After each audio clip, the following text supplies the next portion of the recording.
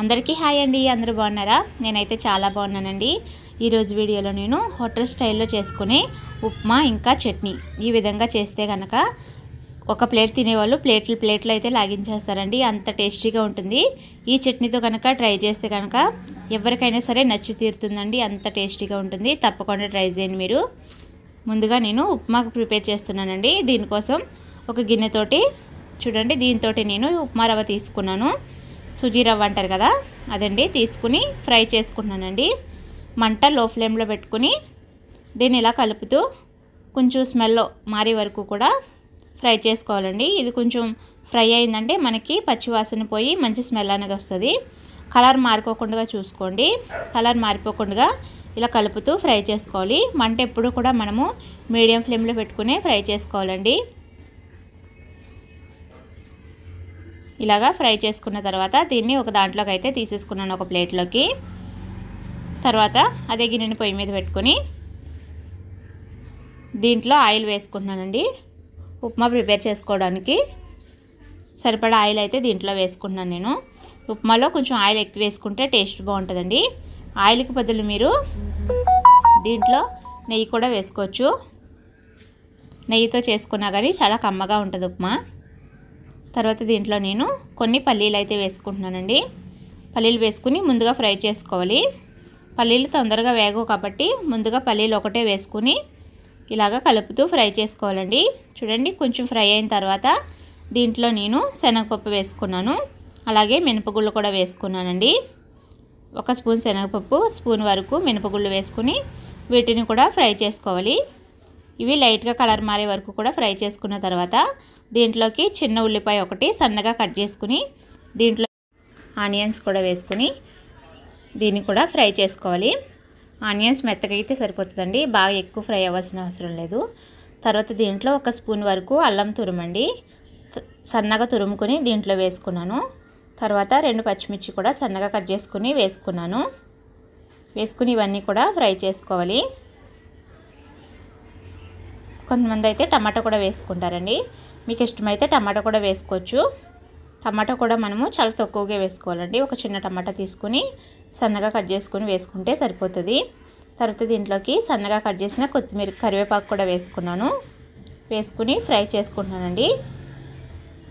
ఇవన్నీ కూడా ఫ్రై అయిన తర్వాత దీంట్లోకి నేను వాటర్ యాడ్ చేసుకున్నాను. దేంతో అయితే నేను ఉప్మా రవ్వ తీసుకున్నాను దాంతో 3 చెంబుల వరకు కూడా నేను వాటర్ అనేది యాడ్ చేసుకుంటున్నానండి.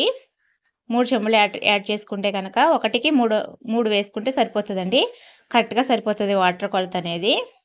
మీరు ఇంకా లూజ్గా కావాలి, బాగా లూజ్గా ఇష్టపడితే ఇంకొకటి ఎక్కువ వేసుకోవచ్చండి. తర్వాత దీంట్లో రుచికి తగ్గ సాల్ట్ కూడా వేసుకుని దీన్ని బాగా మరగనివ్వాలి. చూడండి, ఈ విధంగా మరగాలండి. ఇది మరగడానికి మనకి ఒక 5 నిమిషాల వరకు టైం పడుతుంది.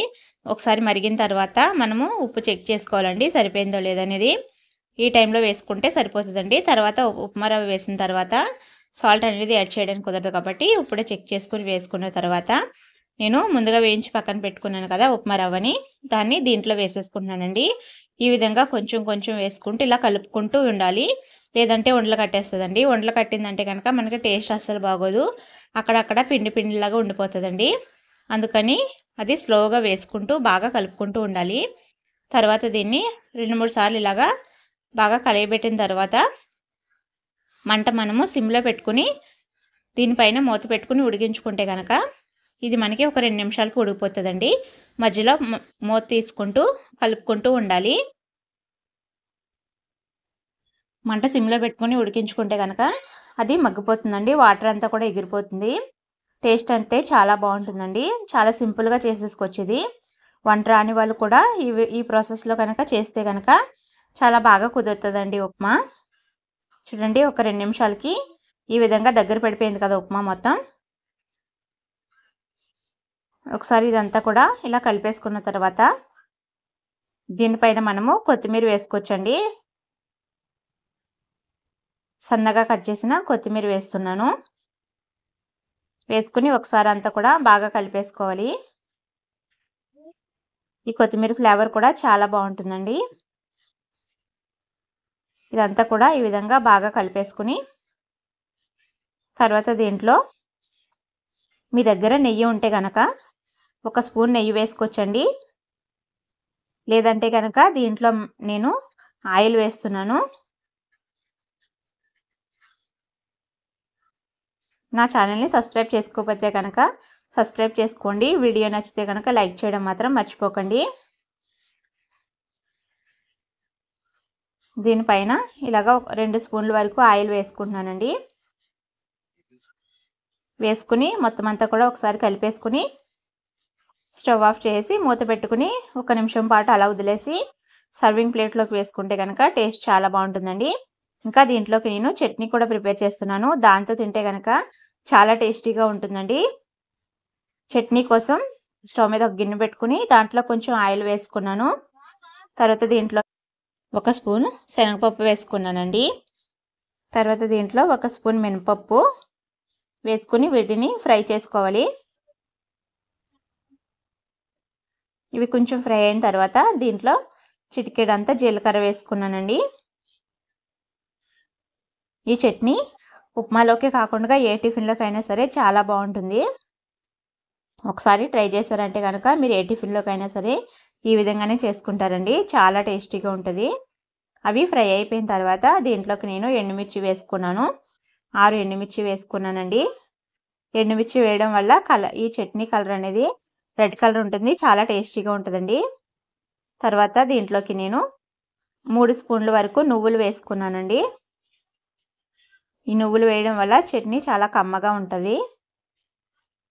నువ్వులు కూడా వేసుకుని 1 నిమిషం పాటు ఫ్రై చేసుకుంటే సరిపోతుంది.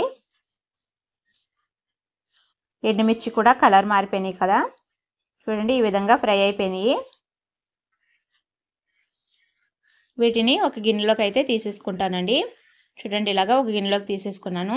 తర్వాత అదే ఆయిల్లో సన్నగా కట్ చేసిన ఒక ఉల్లిపాయ తీసుకున్నానండి.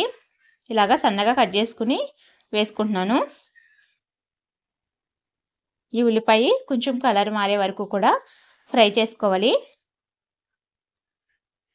అది కొంచెం ఫ్రై అయిపోయిన తర్వాత దీంట్లోకి 3 వెల్లుల్లిపాయ రేఖలు ఇంకా కొంచెం అంత చింతపండు కూడా వేసుకున్నానండి. వేసుకుని దీన్ని కూడా 1 నిమిషం పాటు ఇలాగ ఫ్రై చేసుకోవాలి.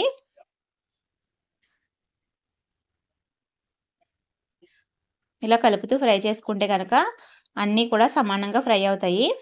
తర్వాత దీంట్లోకి చిన్న కొబ్బరి ముక్క తీసుకున్నానండి. ఇలాగ సన్నగా కట్ చేసుకుని వేసుకున్నాను. ఈ కొబ్బరి ముక్కలు కూడా 1-2 నిమిషాల పాటు ఫ్రై అయితే సరిపోతుంది. చట్నీ అనేది చాలా కమ్మగా ఉంటుందండి. దీన్ని కూడా ఇలా కలుపుతూ ఫ్రై చేసుకున్నాను కదా, చూడండి ఇది ఫ్రై అయిపోయినాయి కదా. ఇది చల్లారేలోపు ముందుగా నేను ఎండుమిర్చి నువ్వులు అవి ఫ్రై చేశాను కదండి, వాటిని మిక్సీ గిన్నెలోకి వేసుకుని దీన్ని ముందు పౌడర్ లాగా మిక్సీ పట్టుకోవాలి. చూడండి దీన్ని ఈ విధంగా బరకగా మిక్సీ పట్టాను కదా. తర్వాత దీంట్లోకి ఉల్లిపాయలు ఇవన్నీ కూడా దీంట్లో వేసుకుని మిక్సీ పట్టేసుకుంటాను. ఇవి కూడా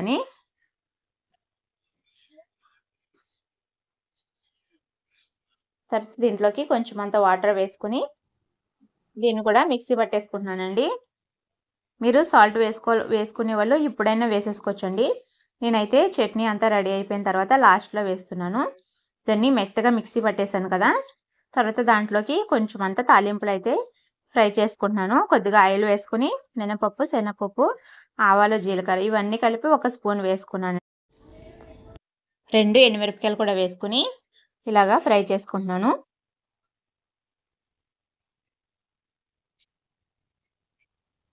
ఇలాగ ఫ్రై చేసుకున్న తర్వాత దీంట్లో సన్నగా కట్ చేసిన కొత్తిమీర అండి, కొంచెం కొత్తిమీర కూడా వేసుకుని ఫ్రై చేసుకుంటే కనుక తాలింపు అనేది మనకి రెడీ అయిపోతుంది.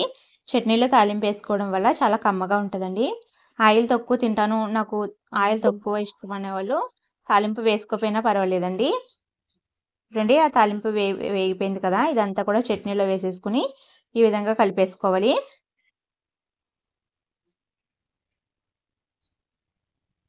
కలిపేసుకున్న తర్వాత దీంట్లోకి నేను రుచికి తగ్గ సాల్ట్ కూడా వేసుకుంటున్నాను. సగం స్పూన్ వేసుకుంటే సరిపోతుందండి. ఈ చట్నీ కొలత 4గురికి అయితే సమానంగా సరిపోతుంది. మీరు ఎక్కువ మంది ఉంటే కనుక క్వాంటిటీని పెంచుకొని చేసుకోవచ్చండి. ఈ చట్నీ దేంట్లోకైనా సరే చాలా టేస్టీగా ఉంటుంది. ఉప్మాతోటి చట్నీ కనుక టేస్ట్ చేస్తే గిన్నెలు అయితే కంపల్సరీ తినేస్తారండి. అంత టేస్టీగా ఉంటుంది. మీరు కూడా తప్పకుండా ట్రై చేసి మీకు ఎలా వచ్చిందనేది కామెంట్ చేయడం మాత్రం మర్చిపోకండి. వీడియో నచ్చితే కనుక